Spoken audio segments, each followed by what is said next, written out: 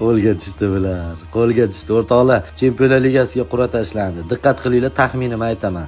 Barselona Benfica'ni uradi, Borussia Lille'ni uradi va chorak finalda Borussia Barselona bo'ladi va Barselona Borussiani tirsillatadi. Bu tomonda esa Bavariya Leverkusenni, Inter esa Feyenoord turib, ikkalasi bir-birini qonini ichadi.